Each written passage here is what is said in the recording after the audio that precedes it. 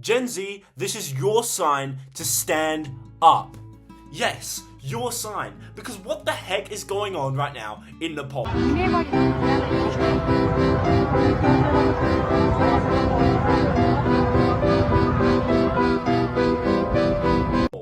Oh my gosh, if someone's in Nepal right now, chuck a comment, because I have no idea what is happening.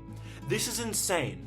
If you haven't heard by now, Gen Zers have literally Gen Zers have taken over the Nepalese government, have overthrown the Nepalese government, have overthrown the high authority, the high decree that was oppressing all of them. And finally, a future generation that is blossoming before we see it.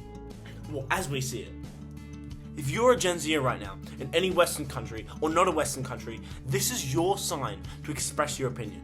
Yes, I know you might be shocked by the death of Charlie Kirk, and that's my last video, but you need to understand that this has two main important points.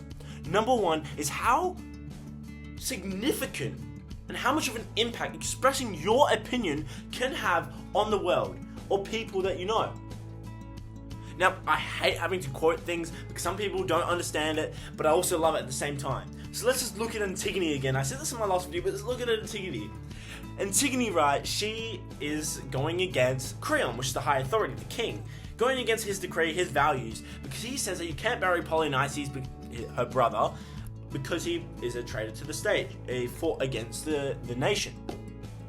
Except Antigone sees in her moral values to bury her brother, in which she does. She defends it, but by defending it and expressing her opinion, she changes the opinions of others, such as her husband, future husband, and Ismene, her sister.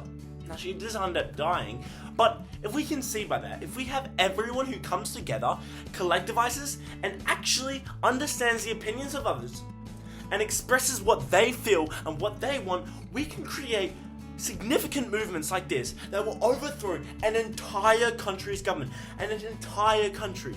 Now, not many people know much about Nepal, and neither do I, or the Nepalese people, whatever they call themselves. We do know they have Mount Everest and the Himalayas and everything like that. Hopefully I'm not wrong and being stupid. But now we do know that they have a strong future generation, and I'm sort of seeing that video of that kid standing up and speaking like you know who, but that is one of the most powerful speeches I have ever seen. King Birendra once said, "Even if I die, shall my country live on?" All the youths, carry these words in your heart and engrave a monument of change in the cause of history. Nepal is ours, and its future is in our hands. Now we know you know who German artists could make, Austrian actually, amazing speeches, but this kid really showed the power of what the future generation will have in Nepal, and will also show the power and motivate me to understand that I, as a Gen Z child, student, whatever you want to call it, can do great things in this life. So, aspire. What is number two? What could possibly be the second point I can take away from this? I cannot see anything else. Well, I'm going to tell you. If you're older than me, think about when you were a teenager, and if you're a teenager now, think about now. Usually when we live in our life, we have an imagination of what we want to be, what we want to do, what we want the world to be like. Whether that's you want everyone to accept of your gender, or if you want mass immigration, or if you want a world where everyone speaks the same language. That's your imagination. And usually we don't go ahead and try and change anything. Sometimes it'd be world order, and a lot of people would be too scared to try and change anything because they know what might happen. Sometimes we are feared. We fear our governments, or we might fear an authority, or we might fear what is instilled within ourselves. So, my second point is to take out of the Nepal government overthrowing is not living in your imagination. Now, I do that a lot. Right now, I'm meant to be studying, and I was before, but I'm not for the past 10 minutes. And in my imagination, I see myself doing really well. But I know not putting in that hard work won't get me there. Now, I've lived in my imagination for a long time. In fact, I had this problem where I can't really feel like I'm alive, and that time goes really fast for me. And I'll explain that in another video. But for me, this really shows how coming together and the expression of our opinions these Nepalese students can take this and convert their imagination of what they want into reality. A distinct reality which is now brewing up and coming a reality now. What is literally coming a reality now.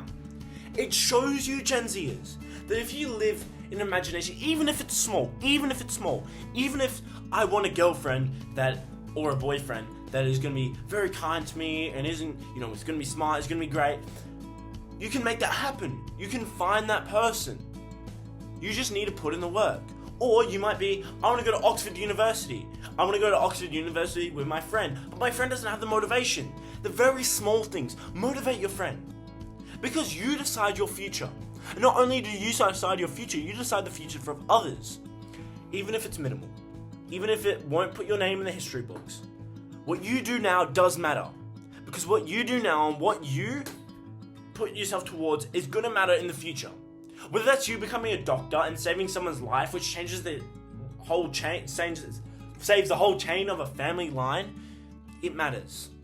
Because every moment matters. And Nepalese Gen Zers have showed Gen Z, you must overcome your fears. You must overcome the authority above you. You must overcome the decrees. And you must use your imagination and instill it within reality itself. Allow it to brew and learn from your mistakes and continue learning. Because we must learn and we must put in the hard work to seek a reality that we want. So, that's Aspire from me. It's a bit of a short video. I've got to edit a few things, but I had no script. So I promise I'll make one next time and it'll be much better.